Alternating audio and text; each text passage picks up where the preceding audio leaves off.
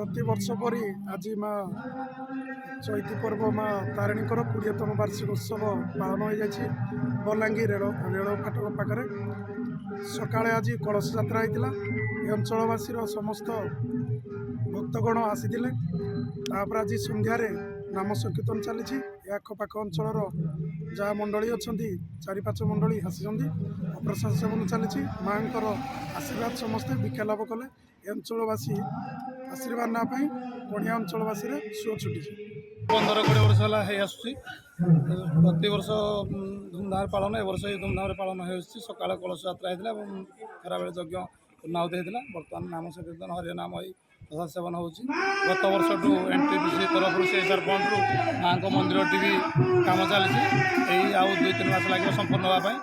आगामी दिन में भक्त मान उत्साह बढ़ जेहेतु गोटे मंदिर टी माँ है आम पंचायत और बलांगी ग्राम गोटे गौरव आज ये बलांगी रेल फाटक पाखे आमर नूतन भाव में गढ़ी उठी तारिणी मंदिर प्रतिष्ठा करने उद्देश्य माँ तारिणी चैती पर्व एठी आमर जनसमागम माँ को पाखे भिड़ लगी रही एठी आम सकाळु सकाळु एक विराट कलश यात्रा करी शोभा यात्रा आसी ठाकुर पाखे समस्ते मंगल कामना करते आशीर्वाद भिक्षा करते वर्तमान संध्या समय आखपाख अंचल नाम संकीर्तन आसी माँ को पाखे जनाण और भजन कीर्तन चालू रही ये आखपाखर प्राय 1000 लोक आसी एटी प्रसाद सेवन कार्यक्रम भी आरंभ रही